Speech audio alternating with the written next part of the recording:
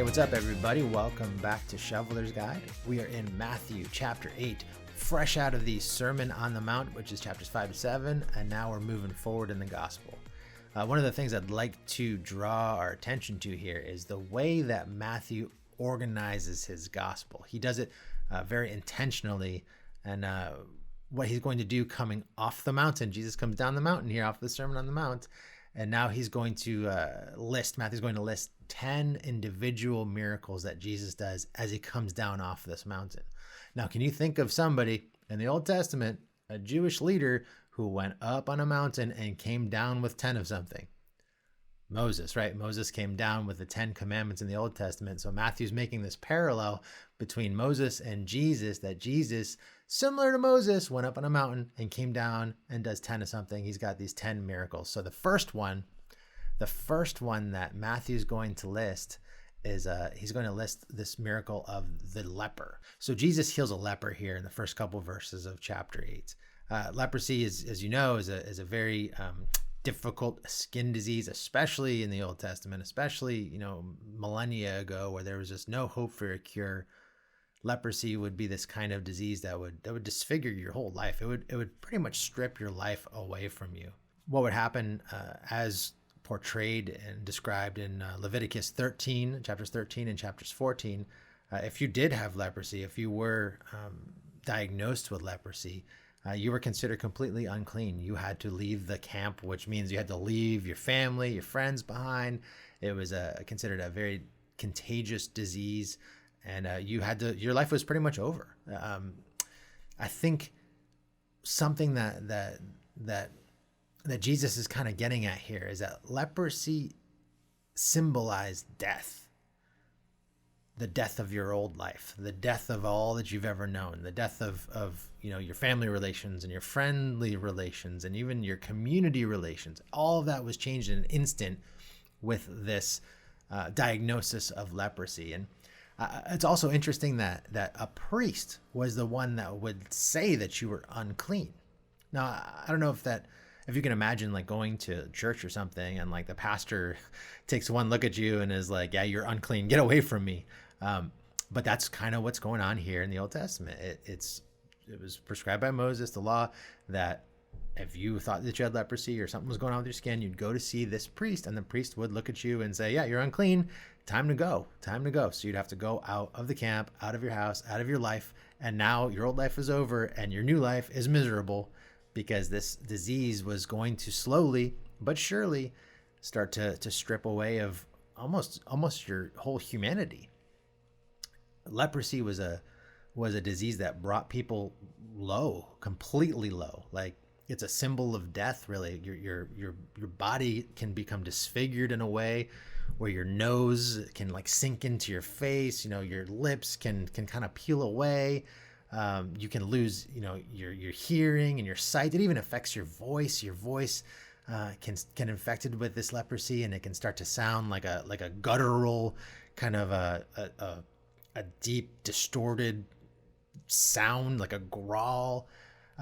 Famously, people lose their fingers or their toes or maybe their ears, and a lot of times it happened because leprosy attacks your nerve endings, and you wouldn't even know. You wouldn't be able to feel some of the things that you were doing that were a threat to your body. Whereas if you touch something hot and you don't have leprosy, a lot of times you just know instinctively that this is hot, I don't want to touch it. But with leprosy, you could conceivably grab onto a pot of boiling water, super hot pot, and you wouldn't even feel it. You could just pick it up, not even feel it. It would still burn you. It would still completely mess up your hands, but you wouldn't feel it. And that's why in a lot of cases, people would end up losing their fingers or their toes or something because, they injured it and didn't realize. Now, lepers were said in the law to have to walk, stay at a distance from everybody.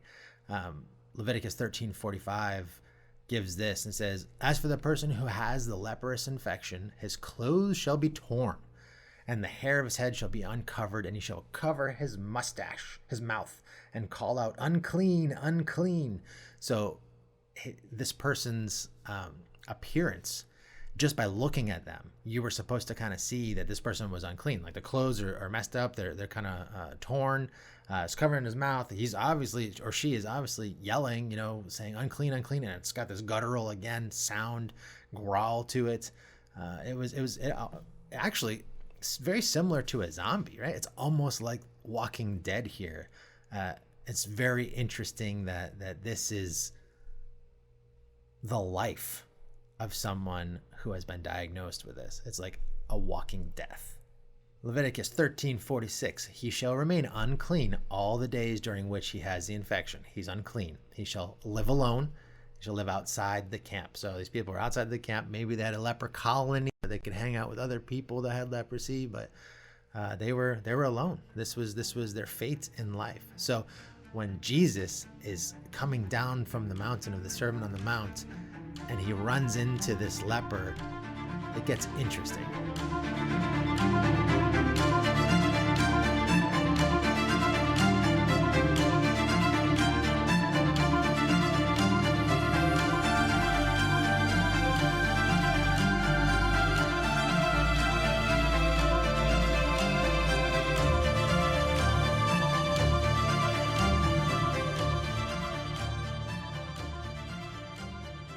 Verse 1, when Jesus comes down the mountain, large crowds followed him. So he comes down from the mountain, tons of people are still with him, following him around, and a man with leprosy came to him and bowed down before him and said, in this probably growly, guttural sounding voice, Lord, if you're willing, you can make me clean.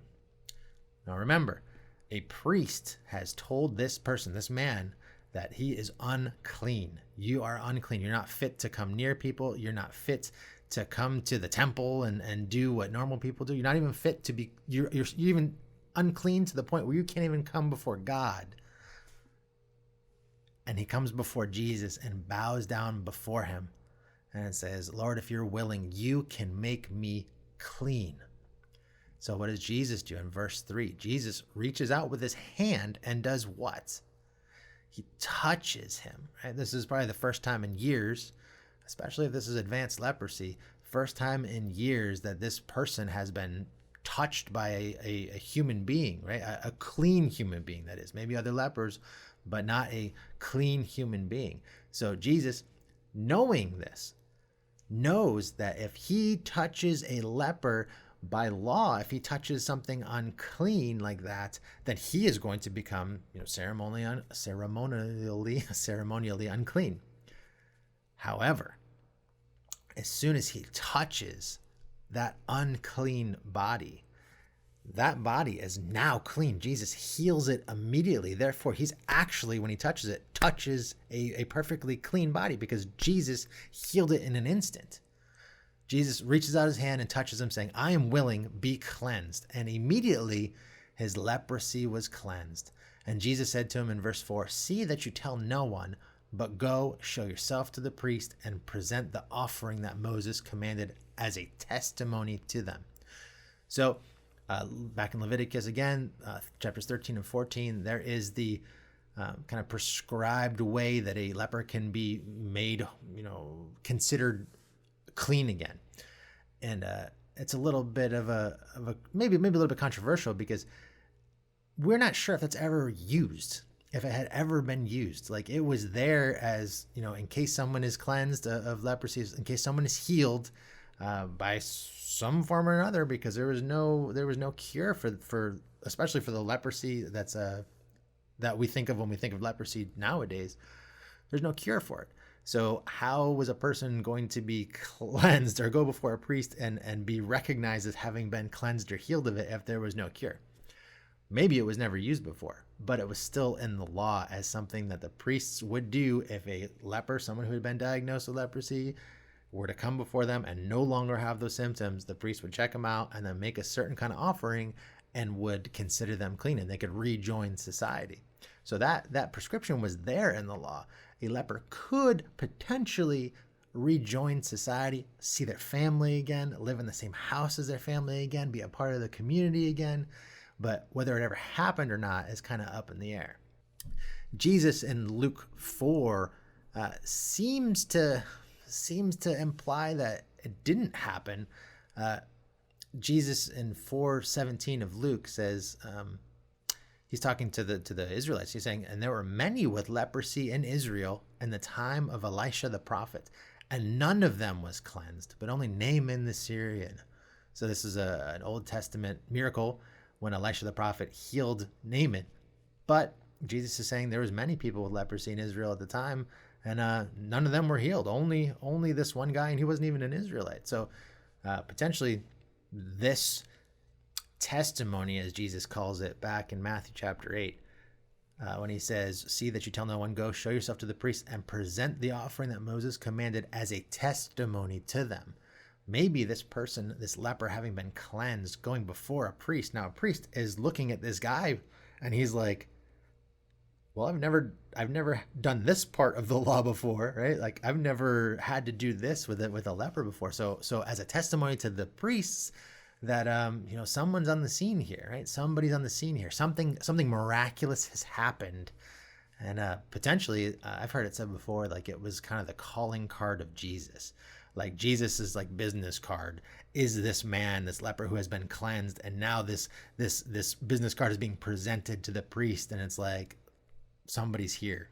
I guess I do want to say real quick, kind of interesting that talking about that verse in Luke 4 about Naaman the Syrian, that he was cleansed, and if you remember.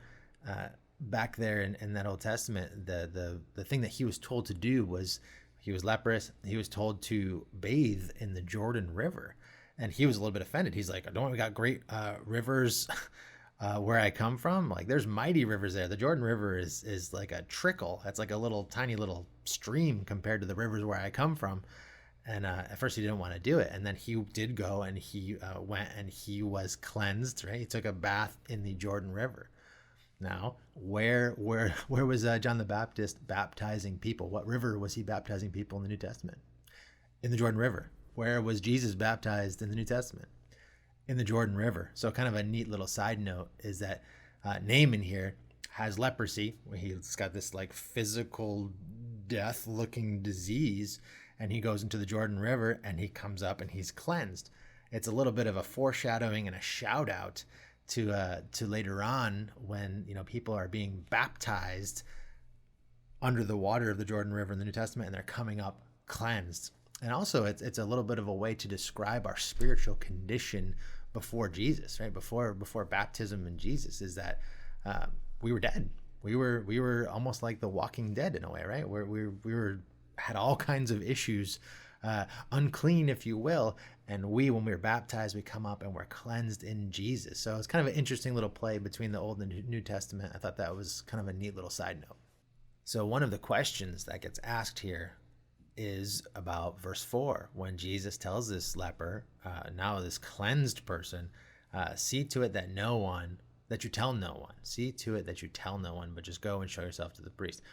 The question is, like, why is Jesus telling this guy who's just been healed to not tell anybody? That's been asked over the ages, and a lot of people think, and I kind of side with this idea, is that Jesus was in a way, well, it could be that he was not ready to be in the public about these miracles yet. His time had not yet come, as he says in other places, or it could have been a little bit of crowd control, because it already says in the same little passage, verse 1, when Jesus comes down from the mountain, large crowds are already following him.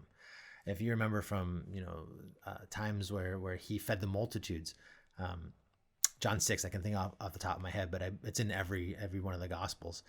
There's 5,000 men, it says, and that's not even counting like women and children. So there's crowds following Jesus. It's like 10,000 plus people. If he's going to go and has this leper, and this leper goes and tells everybody everywhere he goes, and Jesus does a couple more times. He tells people, hey, don't say anything about me. Don't tell people that I'm the one that healed you. Then maybe those multitudes of 10,000 people are going to turn to 20 or 30,000 people, and it's just going to get wild kind of before it's time. So I think Jesus is doing a little bit of crowd control there.